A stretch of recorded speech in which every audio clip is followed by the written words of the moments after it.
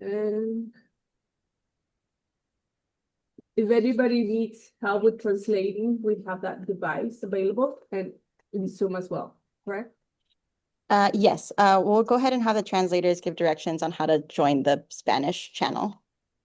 Yes, good evening. Hello, this is your Spanish interpreter. I will give instructions in Spanish and then I will go ahead and give them as well in English. Bienvenidos, tenemos interpretación en español disponible. Para seleccionar su idioma, si está usando un dispositivo móvil, por favor toque su pantalla, seleccione los tres puntitos, seleccione idioma de interpretación, seleccione español y para finalizar su opción, por favor seleccione finalizado. Si está utilizando una computadora, verá un globito ubicado en la parte inferior de su pantalla. Por favor, haga clic en el globito, seleccione español, luego seleccione silenciar el audio original si lo desea y listo. Muchísimas gracias. Welcome. We have interpretation available. If you are an English speaker, to select your language. If you're using a mobile device, please tap your screen, select the three dots, select language interpretation, select English, and to finalize your option, please select done. If you are using a computer, you will see a globe at the bottom part of your screen. Please click on the globe, select English, and done. Thank you so much. Thank you so much. All done. Thank you. So we'll continue with the roll call. What's that? So you want to take roll call? Yes. Okay, we have Anjanette Aguilar, Alfredo Martinez. And in order to be able to do the interpretation, we do need to be assigned to our channels, both interpreter Diana as well as me. Thank you so much. I'm sorry, Mercedes. Let me move you over right now. Hello.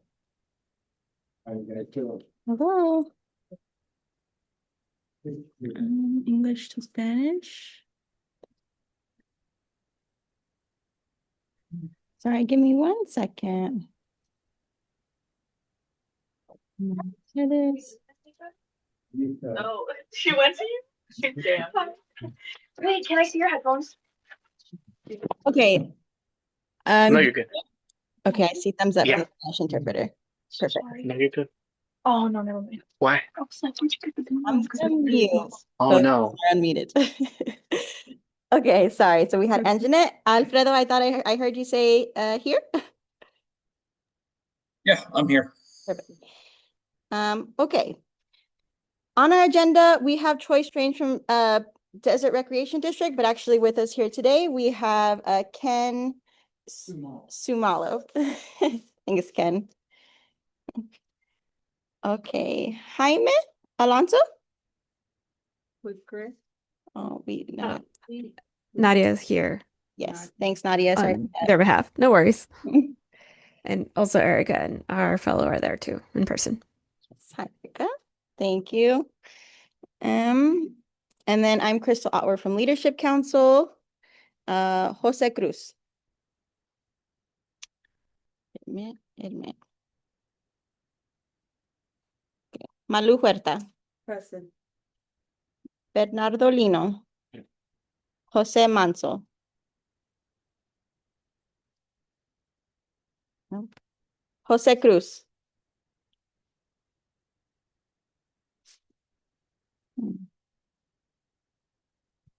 Olivia Rodriguez Mendez. Here. Raúl Zendejas.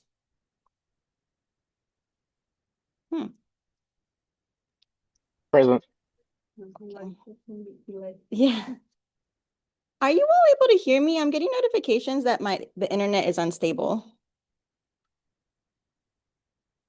Can you all hear me?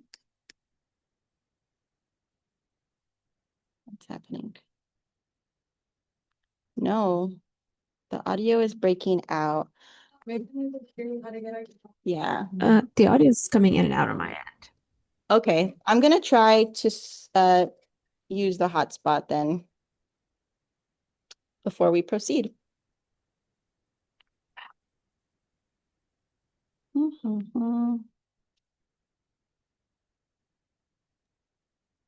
By any chance did you call out my name? I did. Jose Cruz, yes. Oh yeah, I'm here. Thanks, Jose. Yeah, we marked you. Just give me a few minutes here to connect to the Wi-Fi or to the hotspot because the Wi-Fi is choppy.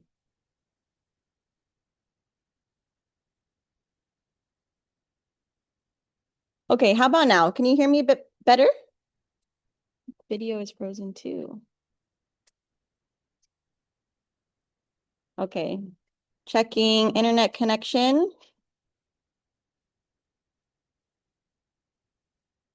What if you turn off the camera? Will that help? Can try. For those on Zoom, are you able to hear us or hear me? Yeah, That's the actually audio is much much better. clearer. Okay, perfect. Thank you. Let's try it with the video. If at any point you're not able to see or hear us, please let me know in the chat or just vocalize it. Thank you. And so everybody was here, just to recap. The only one I do not have marked present is Jose Manso. Otherwise, we have quorum and can proceed. We start with the background and the purpose of this committee. Yes. So for starters, just wanted to say welcome, everybody. This is the Mecca-North Shore Climate Resiliency Project Stakeholder Committee. This is a space that is funded by the Strategic Growth Council's Transformative Climate Communities Grant. I can get this to, there it is, which funds community-led development and infrastructure projects to deliver environmental health and economic benefits to communities. And so part of this project is that it is funding the pre-development activities, or for example, planning and design for a community resilience center in Mecca. We've also got Grid Alternatives, who are doing solar readiness assessments on 50 sites across Mecca and North Shore, as well as offering 3 paid internships throughout the course of the grant. And then we're also, the image is a little blurry, but also the transportation department is working on plans for bike lanes and potential bridge improvements along Avenue 70. And so we'll hear more about those projects throughout this committee. I do want to clarify that this committee is for these 4 projects specifically, and any other items or concerns related to Mecca and North Shore are best addressed by the Mecca-North Shore Community Council, which meets on a quarterly basis. Thank you. So we'll move to the next item. We'll start with the approval of August 18 and September 15 minute meeting. And those were posted. Yes. Are there any suggested edits or questions on the meeting minutes? They look good to me. Okay. Vote yes, approval. Cool. Then those will be, oh, they're actually already posted. To our IT this morning once he's done. Okay, perfect. And they are in English and Spanish for anyone who is interested in catching up on any meetings that they've missed. So before we continue moving on, is there any questions or comments for anyone that want to address prior to moving into the more detailed the status updates for each project?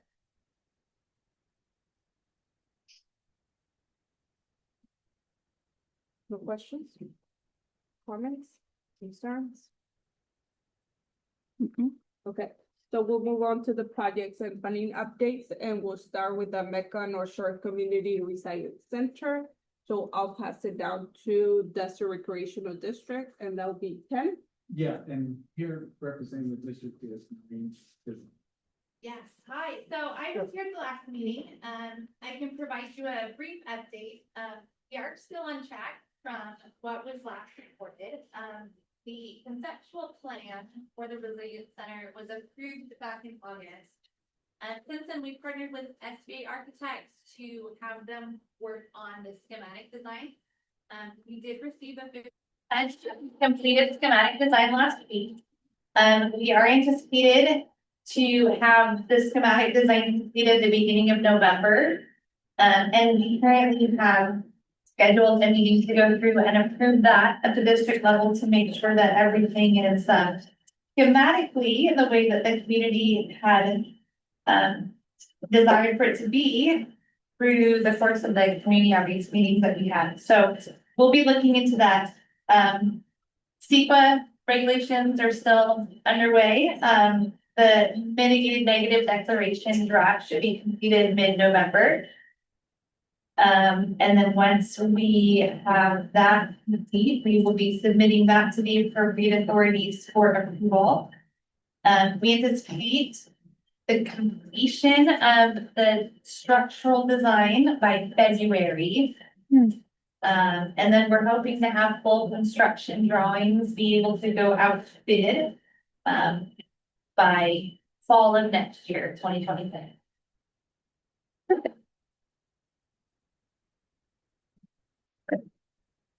Any questions?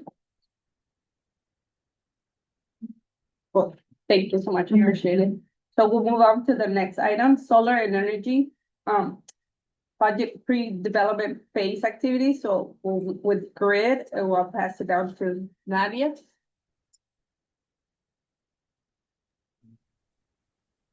Yeah. Hold on. Let me see if I can share my screen. Actually, would you like to, Nadia? I also have them pulled up. Whichever is easier.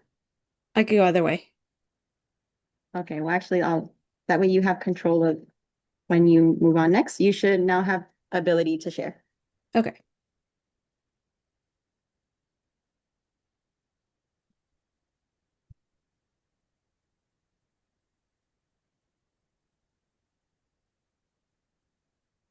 Okay. Can everyone see my screen? Not yet.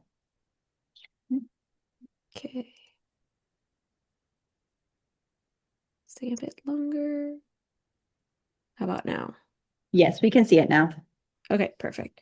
Hi, my name is Nadia Sanchez. I'm the single family program manager. I'm here on behalf of Jaime and Yoselin. They're busy at a training for the week. My coworker Erica Lamelli, she's present right there, as long as also our fellow David. So this is just an overview of Grid's part in the grant. And a little bit about Grid. Grid is a certified nonprofit organization. That means that we don't sell anything. Our purpose is to build community power solutions to advance environmental justice through renewable energy. And we do this with the purpose of keeping our values of safety, equity, integrity, collaboration. Our vision is to reach a rapid, equitable transition to a world powered by renewable energy that benefits everyone. So onto the grant. Grid's part on this grant was to conduct up to 50 site visits for a solar feasibility analysis. What that means is we're trying to see what needs to be done in order to be able to install solar in this single family residences. In order to be able to qualify, you have to be interested in obtaining solar. There's rehabilitation money available for roof repairs and or electrical upgrades, but in order to qualify for those, the home must be suitable for solar. What do we mean by that is that the home must be on a permanent foundation and have a solar compatible roof. So far, we already got all the 50 projects that we needed. We've done all the most of the 50 site visits. We've done all the 50 site visits. There's a few four that we need to go back. So far we got 64 total applications. Four we lost contact with. Four were no longer interested, and two were unqualified. Those two were unqualified because they already have solar, so we're unable to serve them. And we currently have 4 people on the wait list.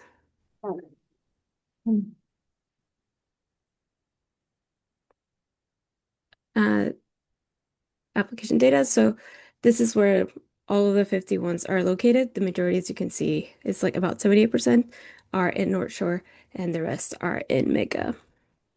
Some of the lessons learned from this program, this process, is that the need for rehabilitation, it was greater than the funds that we have available. And there's a lot of like older homes that also did not have the requirements, like the suitable roof or permanent foundation. So far, about 44% of the rehabs of the site visits need roofing repairs.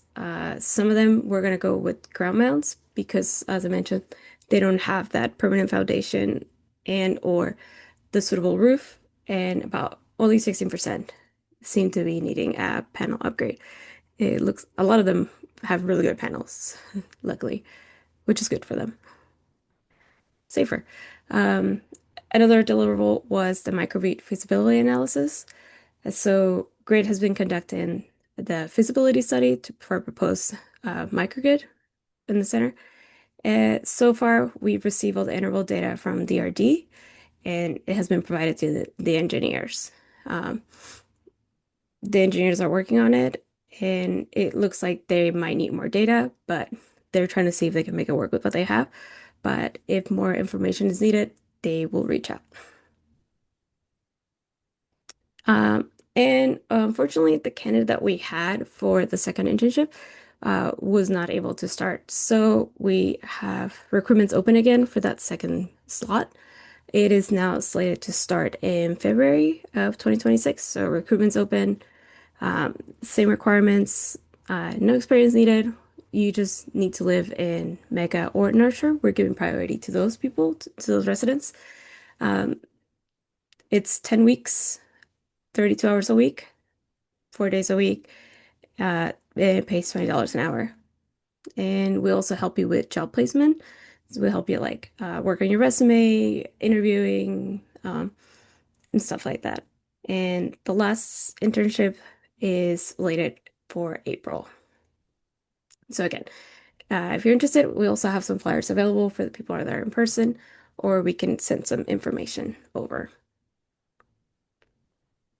Yeah, and then we'll have more information in the future available about benefits of um, energy efficiency and workforce development. And this is our contact information. Thank you. Try to make it short. Thanks, and Nadia. Any questions for anyone?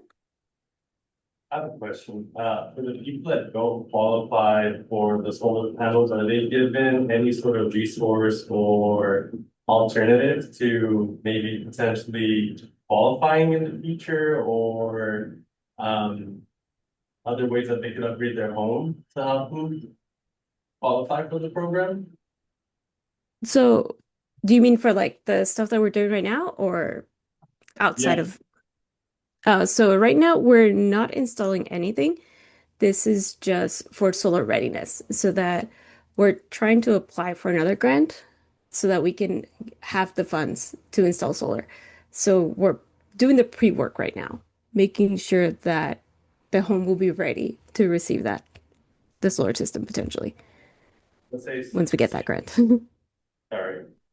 Yeah. Let's say the people that weren't able to get on the wait list, but want to, work on their home and then develop, are they given any resource, say, on, what they could do most like cost effective to help out that side of the community upgrade their home? Or any alternative program that will help them upgrade that part of their home so they could be able to qualify or get on the wait list? So how you're able to move off of the wait list is depends on like available funds. So we're still finalizing the projects that we already have. And as for people that weren't able to make it, uh, we're still looking into see if there's anything we can do. So that's why we haven't given them like a final no to people on the wait list.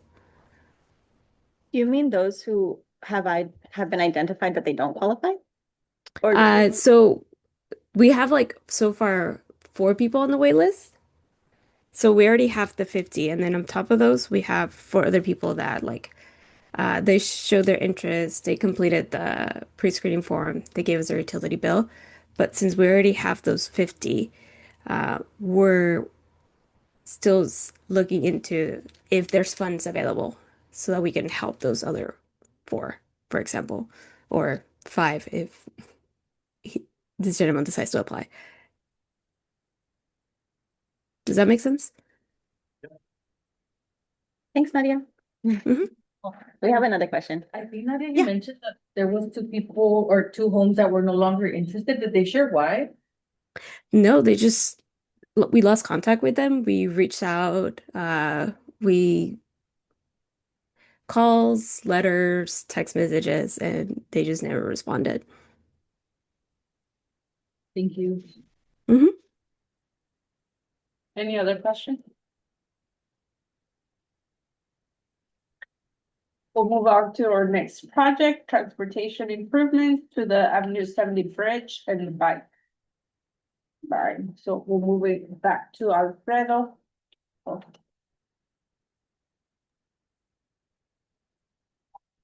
Okay, let me share my screen.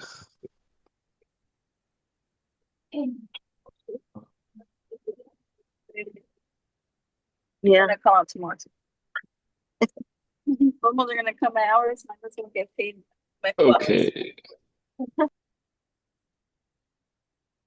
Can everyone see the map that I put up on the screen? Yes, we can see it. Okay. So the County of Riverside Transportation Department is currently working a bike lane project that starts at the intersection of Hammond and Second and goes all the way to the intersection of Seaview and 70th. All in all, it's about 9 miles of roadway widening to achieve the bike lanes. As can be seen in the little diagram on the corner, we are anticipating widening the roadway to a 42-foot wide roadway width.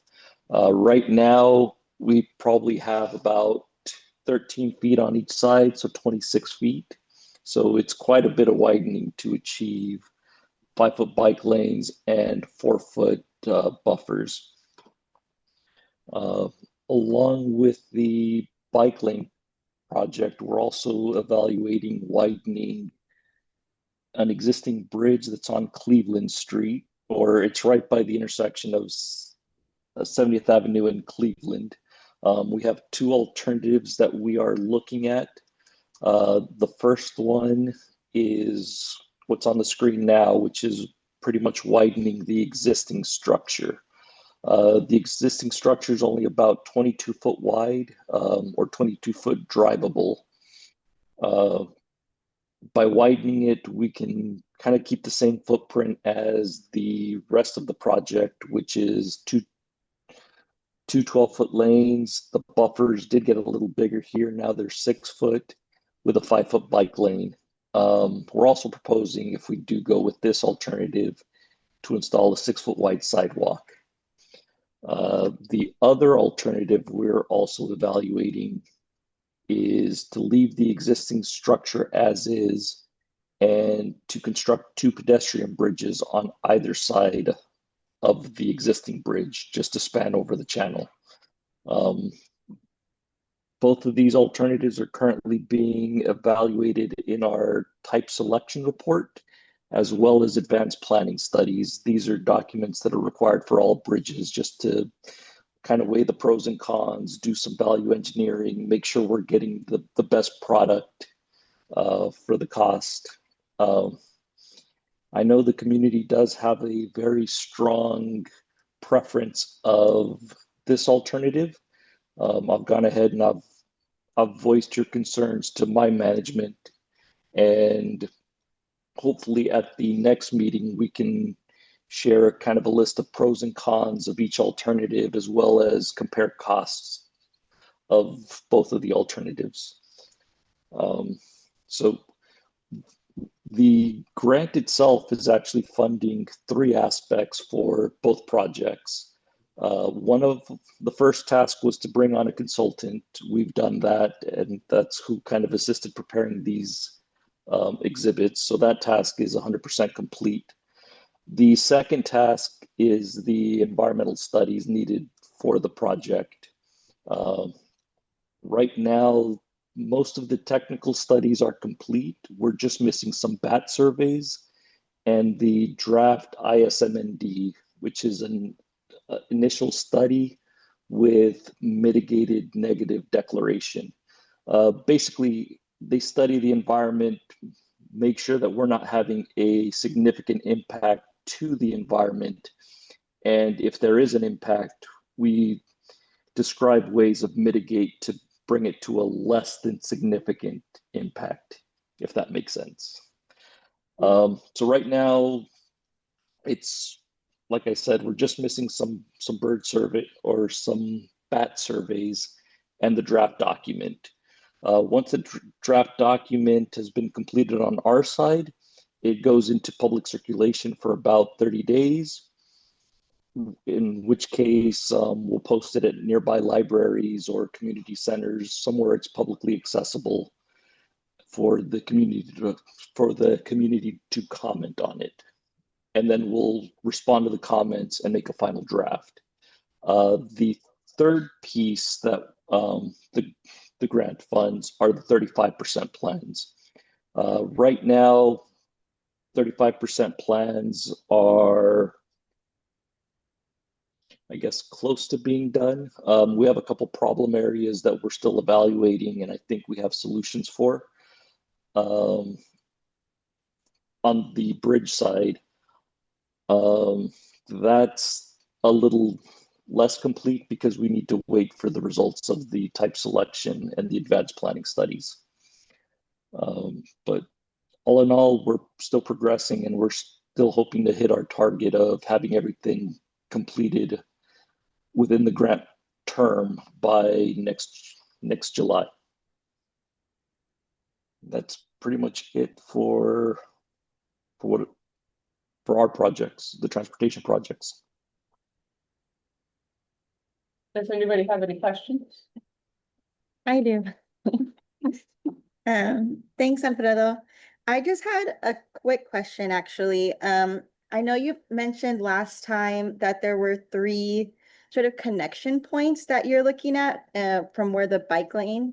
One of them, for example, was like where it connects to the Mecca Park, the Triangle Park that's being built here. The other one was by the school. And then I think the third one was by the Resilience Center. The second one by the school, is that essentially is that the same as the bridge point? Because what I was noticing was that if you were looking at the CVAG bike lane option, you mentioned those bike lanes would be on the south side of the road, but the bridge widening, which would be the preference if we were to go with that, that assumes the bike lane on the north side, no? We'll want to confirm that. And so then the question being is like, are we also studying the connection for the south side bike lane to the bridge? So the 3 areas, the area by Triangle Park, the school, and by the Resilience Center, those are kind of the 3 problem areas we're still trying to work out. There's a lot of stuff going on at those 3 locations, and we want to make sure that we come up with something that will work. As an example, by the Resilience Center, there's a big channel that's constructed there now as part of the park. So in order for us to keep that channel working, we have 2 different alternatives with different roadway widths. Just one is less impactful on the channel. Another one is to potentially reroute the bike lanes through the park and the Resiliency Center area. And then another alternative would be to create, they're called Sharrow lanes. It's basically when the traffic and the bicycles are on the same lane. So, I mean, that's essentially, we have 5 different things we're looking at the Resilience Center. At the school, which is the other kind of complicated area, we're still looking at our original design of bike lanes on the north and south side of the road. I did talk to our director because we are aware that CVAG has a different alternative in mind. I was informed to keep pushing the alternative where we've currently been working on with the two separate bike lanes. So the reason that became tricky is the curb that was built for the school isn't exactly parallel. It kind of jogs in and out, and that makes for a weird bike lane that's also jogging in and out. And then as a school, it also not generates a lot of traffic, but there's a lot of people that might be on the south side that need to get up to the north side. So we're also looking at adding crosswalks to make that connection safer for any cyclists that are on the south that are going to the school. But I think we have a concept for that we believe now works. So that area isn't as tricky anymore. And then up at the north end at Triangle Park, that one isn't as tricky as the others. What we were considering there is if it would be possible to extend the bike lanes all the way up to the roundabout at 4th Street. I think after looking at it, it didn't make a lot of sense to extend the bike lanes up to 4th because in order for the bike lanes to keep going, we might have to go across the railroad tracks over there, and we're probably not going to get UPR permission to do that. That was super helpful. Thank you. I have a question. No problem. I'm trying to form it in my head. I hope it's not confusing, but you mentioned that we need to wait on the selection for the bridge for the third task in order to keep making progress. Is there like a specific deadline that would be Yes. to like, this is the day we can make the selection for the bridge so that there's enough time for like further studies? Is there like a specific day that that decision needs to be made about the bridge? Not necessarily. The bridge itself isn't critical path. It's not going to affect our deadline. The environmental document is really what's the most time consuming part of it. But we are looking at having a meeting next week to specifically talk about the type selection report and the planning studies. So once we get that discussion going, it'll probably be maybe another month before we get the draft report. I know Leadership Council has been very proactive, and I believe you want to draft a letter in support of the bridge widening alternative. So that's definitely something I can provide feedback on, but that's not something that's critical at this point. So after we have our meeting, we'll still get a draft, and then that will then go through a review before we final that report. Thank you. Thanks for that. Yeah, there's actually an agenda item on the draft support letter. To follow up on that though, are we still on track to have a community presentation in November during our regularly scheduled TCC meetings on like the pros and cons and the cost estimates of the alternatives that you're looking at? I believe so. That topics for next week's meeting is making sure we have something that we can present to the community of North Shore. Okay. Thank you. Any other questions? You're welcome. Well, thank you, Alfredo. So we'll move on to the next agenda item, the community outreach and engagement. So I'll pass it back to Crystal. Thank you.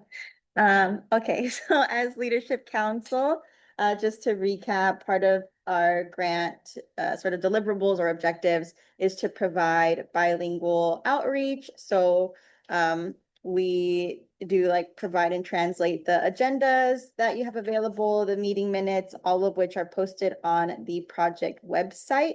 I can link that in the chat for those who are interested in looking there. We also do the monthly invites, so that can look like calls, emails, text messages. I'm sure most of you received those. We like to send them at least a week in advance, and then we'll send reminders as we get closer. This month in particular, a focus was on drafting the letter, and also as we move forward, for example, for next month's meeting, we do want to highlight the transportation updates just because we know that that is a high interest item specifically for the community of North Shore. So oftentimes we'll do like maybe a social media reel, just inviting folks to a meeting, or we'll also post flyers on social media. So we always invite partners to uplift those as appropriate. For next month, I guess just goes for everyone. If there are any big updates that you want a good community turnout for, just go ahead and let me know and we can plan for that. But definitely, if you can share the meeting prior, so like if you have updates for next month that you know you're gonna have, if you can share here during this meeting, that'd be fantastic. But at least like a 2-week notice would be super helpful, just so that we can start planning our outreach as appropriate. And then I think the last update I have is that in preparation for the transportation one, I believe some of the committee members might get a call from our comms people in case you want to like be part of the reel, just inviting other community members to come out. And yeah, any questions? And the interpretation right now is just English and Spanish, but if there's an additional language needed, they could request, right? They can request and we can try to set something up. Yeah. Whoever's trilingual. I think I might know some Okay. that can do it. Oh, okay. That means translation. That can translate. Okay. I can finish that. Any questions, comments for Crystal? So we'll move on to the next item, grant management. So we'll pass that one to Anjanette. Hi, so over the last month, we completed our third invoice with Teacher Council, so they just had some clarifications, so it's just working through that with them. We worked with Leadership Council to create the resident, community member agreement that I believe everybody has been signed. Sorry, I forgot. So thank you for that. And we'll be gearing up really soon within the next couple of weeks to set reminders to all of the partners to start invoicing through October 30th. So just preparing for that next one in place. Pretty much it on our end. Any comments, questions for Anjanette? So move on to action items. So the first one will review the support letter draft that was mentioned earlier. Everybody Yes. should have a copy. Does anybody need a physical copy? Because I have one or would like to see one, even if look at it. So just a quick background. This is a oh, sorry. Oh. That down, right?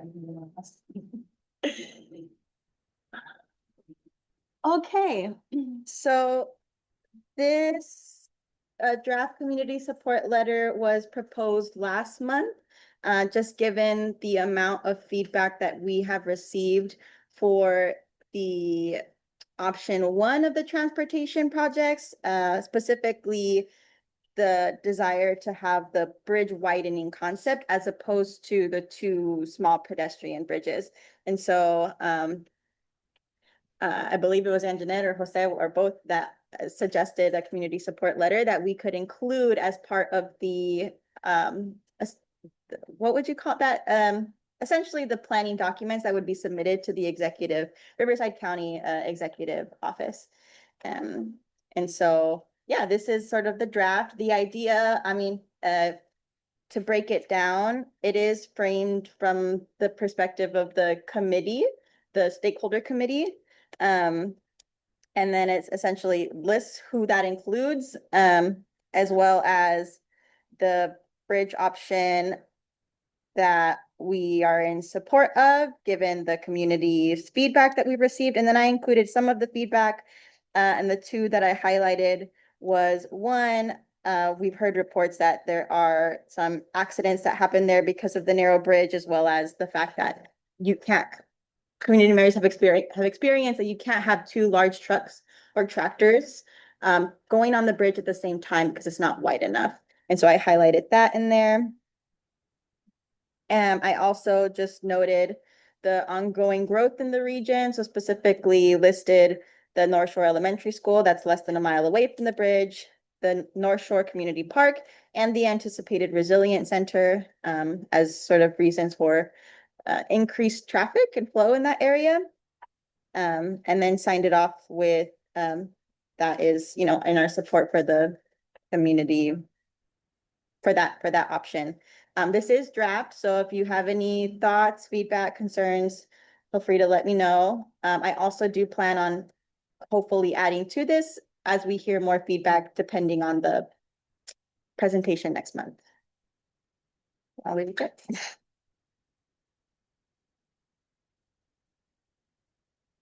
Anybody has questions, comments? My suggestion would be for it to come out rather than from the committee, from the community. Of course, highlighting that the community brought this up within this space and explaining the background or the purpose of this committee was, to hear this, any feedback out.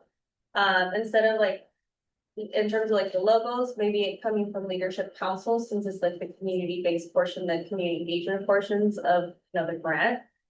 To make it stronger if possible, if there was any data, any traffic accident data, anything like that, that would be useful. I also remember, I believe it was you that brought up last time, the size of a bus is 11 feet, and then if the size of the currently of the lanes is 12.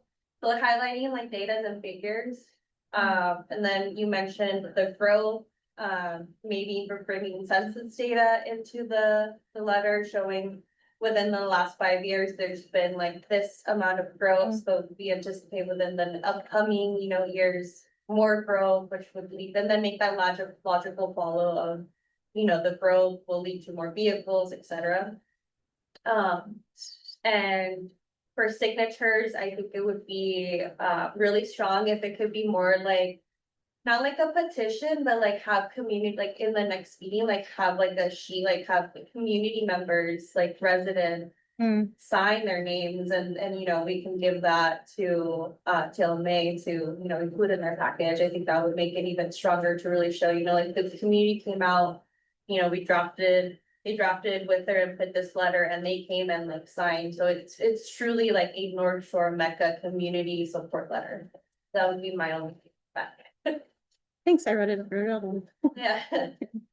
I think this was good, and I think Anjanette has a good point. Maybe we could have this just for the committee, but then kind of back it up with a viewpoint, like she said, from the community members, and essentially it's transmitting the same message.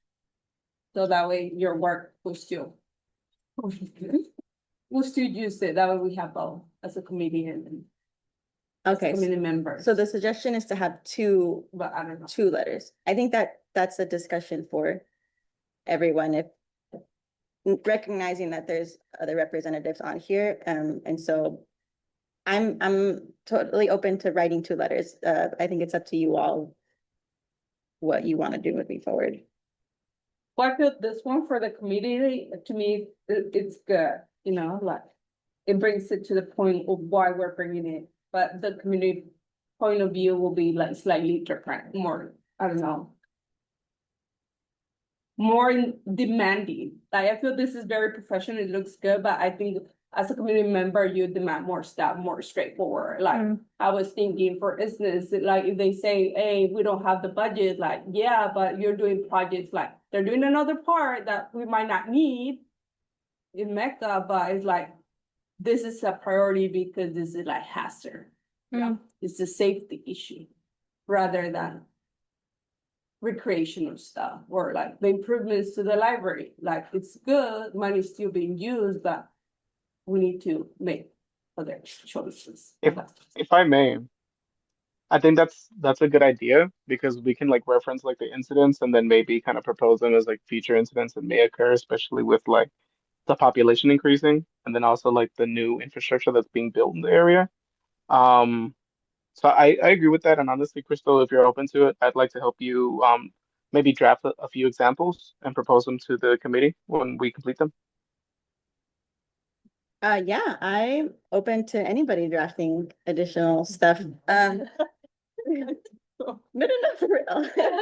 Um, yes. Well, go ahead and finish up. I think the last thing I was gonna say was that I think if it's a community letter, that's not necessarily something we need to actually have to approve here in this space, because it's a community letter. I think more like my thought process when I initially pitched this was, yes, we're doing it within this time and this space, but my intent was it for really like truly to come from the community. I see. That was more of the intent rather than from the stakeholder committee meeting, which has, you know, many stakeholders, including TLMA. Yeah. For it to just be a space to hold it, since it does tie into this, to give, you know, folks in the community a space to help them, guide them to write a letter that we can then submit. Okay. I think I saw some questions on TLMA, Transportation Land Management Agency is what that stands for. No, it's because yeah. Okay. So is there, I guess, Before we move on, yes, sorry, Ed, yes. Well, anyway, I see there appears to be a consensus, first of all, with your comments, and you backing it up, and of course, the gentleman just spoke, you know what I'm saying, in agreement. And so I'm going back to what's going on in what you might say our western part of the county, southwestern, 71, especially Highway 79, I think it is, from Aguanga to Temecula, and some places in let's see, 371 and 79. And it's a very robust program that they're improving the roads and widening all those bridges, you know. I thought to myself, that's a lot of money, you know, and so it's all county money. Some of it may be state. There might be state highways. This is a county road, I take it. Yes. We're talking about highway 70. 70, And you know, It is county. well, this is because we're talking about funding, you know what I'm saying? And I'm very insulted by the fact that a county employee would make a comment like, where are we gonna get the funding, especially when, if you will, the chief executive officer, you know, at all the meetings lately for the last year and a half, he's been bragging about the billions of dollars in an investment fund. And they had a meeting somewhere in Palm Desert at that country club up there, the Aquashore. And I said, well, what the hell are you guys investing in it? Why do you call it an investment fund? There's all kinds of projects that need to be done here. And I think 71 or 371 and 79 are all part of our county. But whether they're state funds or partial county funds or whatnot, that all ought to be looked at. You know what I'm saying? Why not? If there's some leveraging activity or possible, you know what I'm saying? And for this size of a bridge compared to, it's laughable, you know, to hear a county official, and I'm not saying that it's the onus is on this gentleman or any of these people that are attending, but to hear the county principals mentioning, well, you know, the budget, this, and then at the same time, they're touting, you know, these $10 billion in investment fund, and they're reaching for even more, you know, and promising that it'll be even greater in the next few years. And I'm somewhat, as a citizen, as a taxpayer, and being aware of what's going on in the local environment and some of the surrounding environment, like Aguanga, Temecula, in that neighborhood, because we all travel the road to some point or other. We're aware of that, you know. And so, like I say, who are you trying to get? I mean, work with us, you know what I'm saying? Don't insult us like this. And I agree with you that it shouldn't be the community clamoring for this. People who are aware, the engineers, the architects, the county employees that make the same runs themselves, they're aware. Can't they go to their bosses, their, you know, their supervisors? Hey, we should take a look at that 70 bridge, you know, instead of waiting for some big developer to come and spend the money. it's a county-owned property. I don't know who owns the bridge, but anyway. Will the Coachella Water District have anything to do because of the canal? Alfredo, Alfredo, could you confirm that the bridge is county property, like that highway? Is there anybody else that's involved in that plan? I believe CVWD actually leases the canal area, so we do have to enter into we have to purchase right away from, I think it's the state BLM lands. I believe the state really owns the canal and CVWD leases it from them. So the bridge itself, as it is now, is completely in county right away, so it's ours.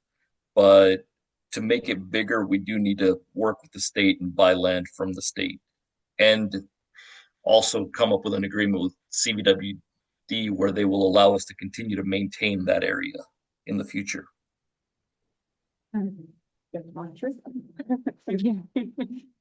Trickier and trickier. Thanks, Alfredo. You're welcome. Back to the letter. So I guess what happened? There's a little kid in the window. Oh, I was like, oh my God, I'm so sorry. Okay, so I feel like I heard two different ideas. One was to have two separate letters, but then the other one was to have one letter and have it be straight from the community. I think when I wrote it, I did sort of, I guess, envision that it could be also turned into a more community-centric letter. But I also figured, I guess, given the space and the fact that, like, as a committee, we were the ones to hear the feedback, it felt appropriate to also submit something short and small, just acknowledging that fact. But I do want to I guess acknowledge what you raised about there's other representatives here that are from the county and specifically transportation. And so I guess my question would be, are there any concerns with having two letters at this point? One, and then two, specifically for like county representatives, if that's something that like you're able to sign on to even.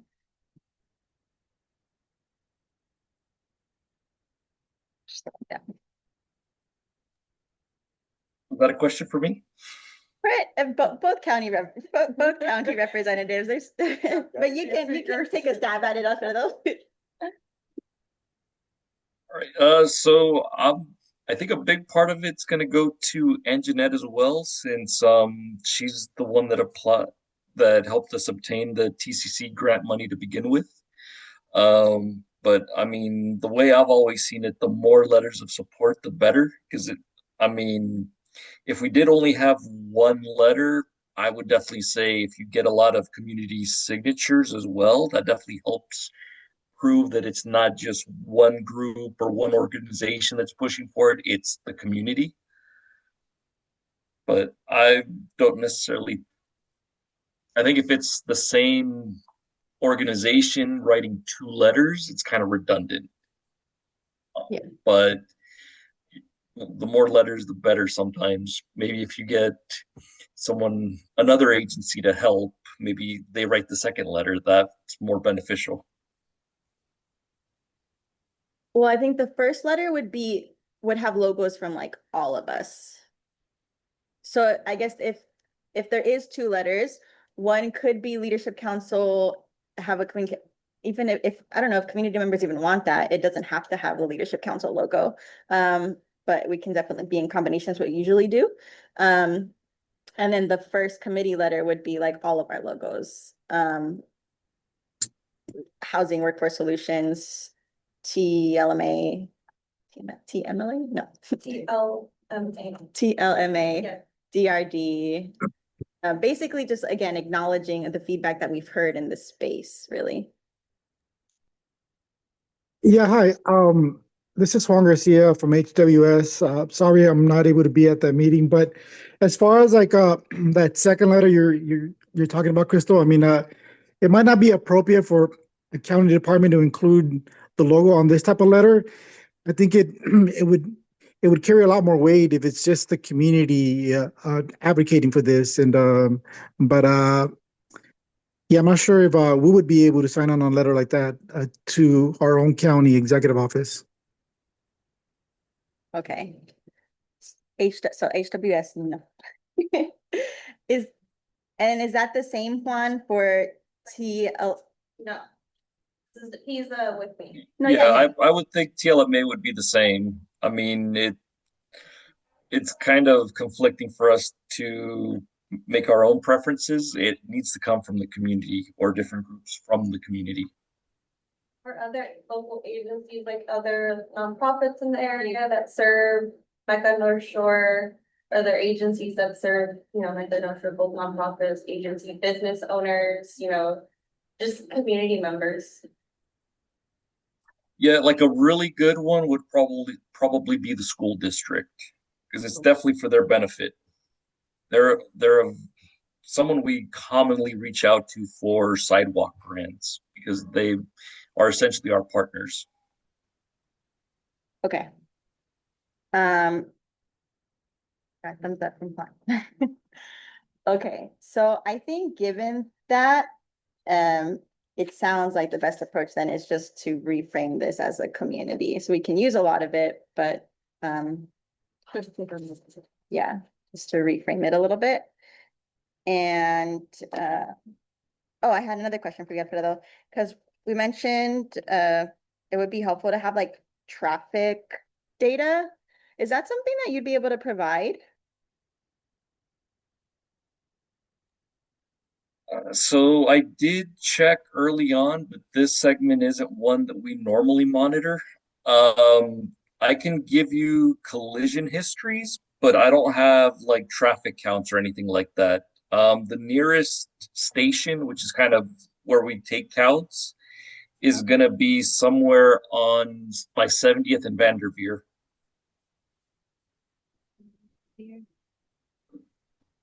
But the collision history would be for the area?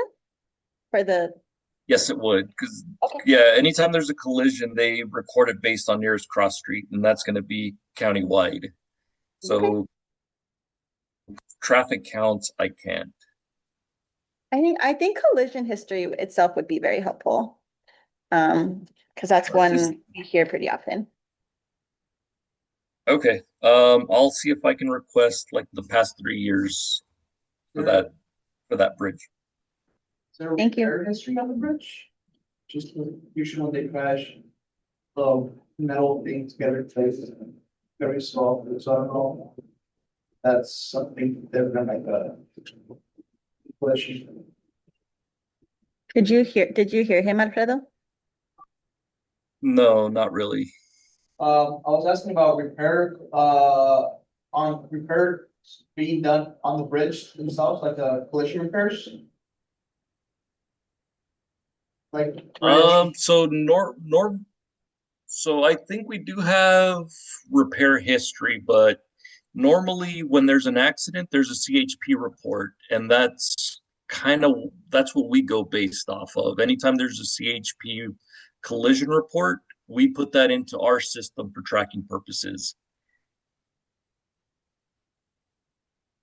I'm not sure if it's super So helpful, but as part of our environmental analysis, our environmental consultant actually did, like a generation study for the area in front of the Resilience Center, and I just forwarded it to you. Might have some data in there. Perfect, thank you. It is just draft and it hasn't been reviewed by the county yet. That's what we just sent it to the county. But it does have some, I think it estimates like 182 trips an hour during peak time. It's something, it's fascinating. That's super helpful, thank you. Okay, so Maureen sent over the trip data. Alfredo, you'll send over the collision history for the last 3 years. Any other data that besides the census data, stats like the size of the buses, and then I have, I think that was it actually. The school district might have accident data. If they are busing the ball. Is there a way to reach out to see these school district to kind of ask for letter of support of them. I know Earl mentioned it. Just referencing plus, measurements and all that specific to that. We can ask. I think it would depend on like their capacity and but like we could also if they're not able to write a separate letter, can ask that they sign on to the community letter. And then we can also make sure to invite North Shore Elementary principal directly to the next meeting too, to like come hear more about the project. That's an option. Yeah. Okay. Any other, these are all really great, guys. Anything else? We'll move on to the next one. So we'll discuss the preliminary feedback for the TCC round 6. So just for my general understanding, this is for the actual work, the development and the implementation of this project, correct? Oh, do you want to give the Well, TCC is requesting, feedback for their, draft guideline. That includes the implementation grant, which would be used, to construct the Resiliency Center. Should that be, you know, what we would like to focus on for that application. So yeah, it's just we just wanted to know if, you guys had a chance to look at the guidelines, if there's any feedback had, any questions. I know Leadership Council is working to create a response to the updated guidelines. So just kind of opening the space, since, you know, we have been mentioning that this is a funding opportunity that's coming down the line. So also give y'all an opportunity to provide your own feedback as well. I just had a few comments to flag. It's actually my colleague Mariana who is doing the reviewing the guidelines and stuff, but she did have a few things to share just to like start flagging.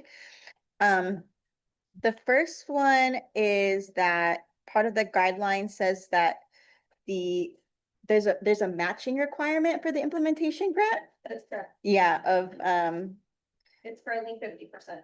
yes. Is that a change or is That is something that they're requesting feedback on. okay? So that's something that we're for sure, we would need DRG's input.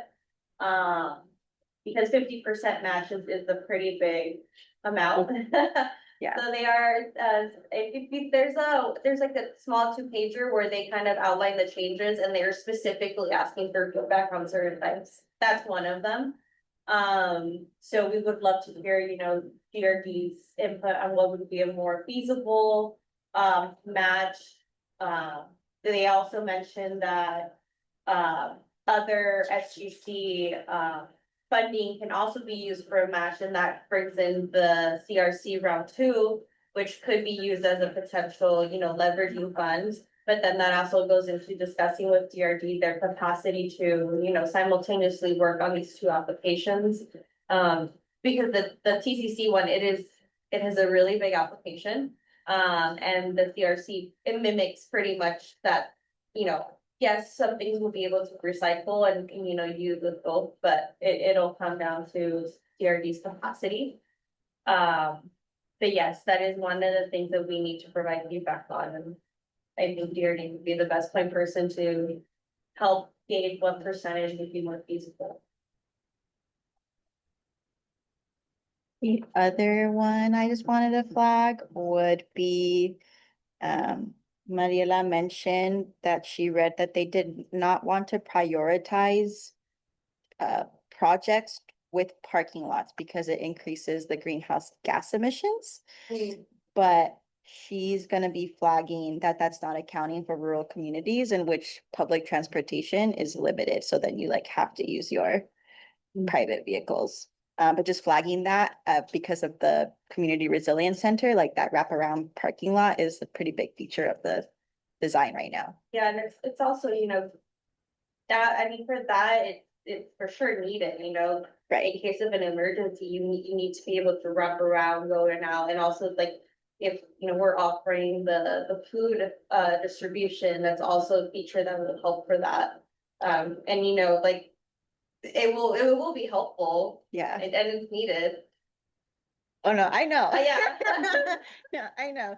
Maybe they need more like big parking lot.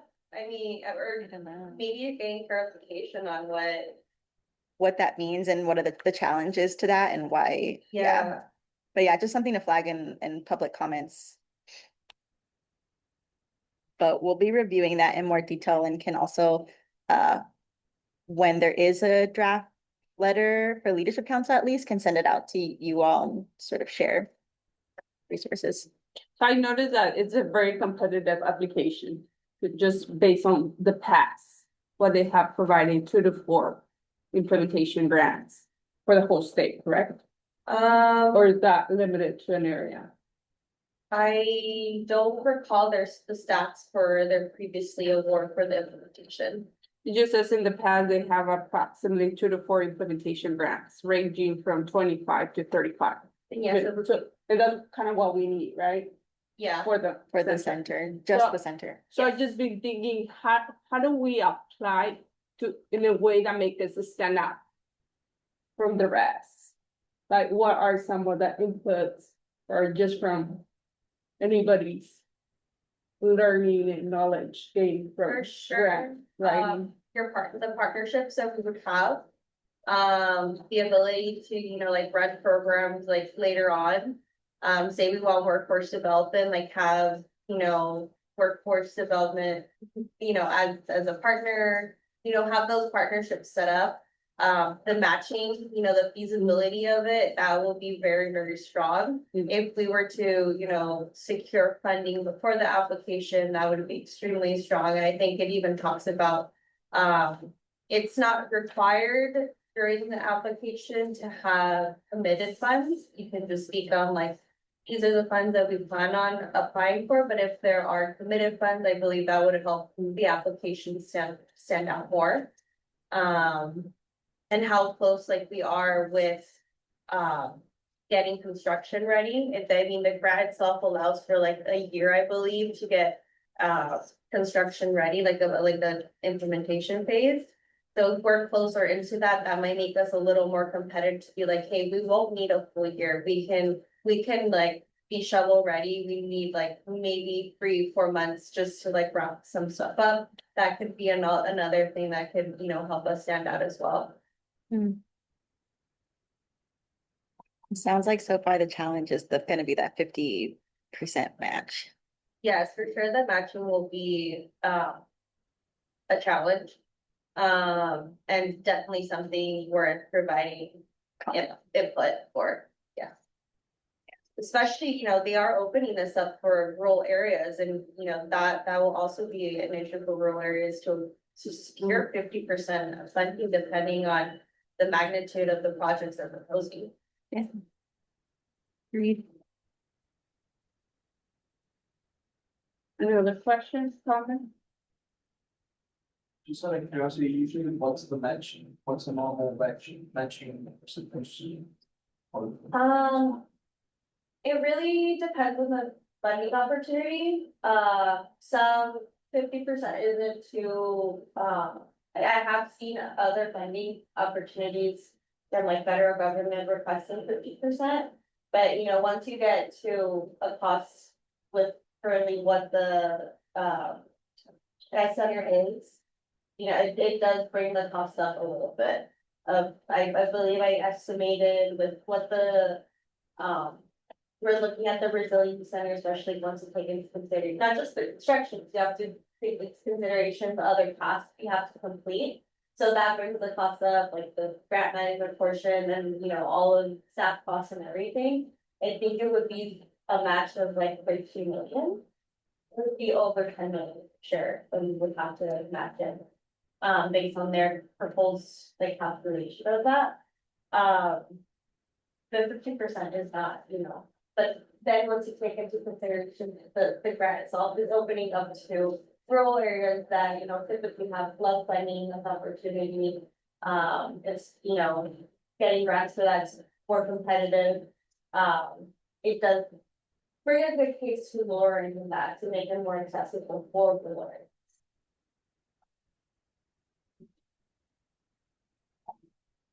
Any other comments, questions? No? Okay, so we'll move on to the end of the year meeting schedule for November and December. Yes, this one was on here because I know we've discussed in the past that some of the updates in this space could be repetitive. There's not always new updates. And so just moving into the holidays, wanting to be mindful of the fact that we might have a dip in attendance because of just all the festivities going on.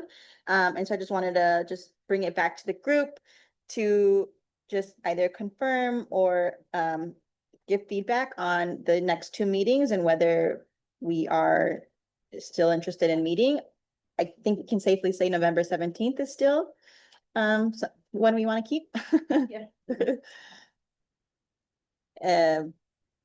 But are we interested on making a decision on December at this time? Or do we want to wait for the next meeting maybe to see how that goes?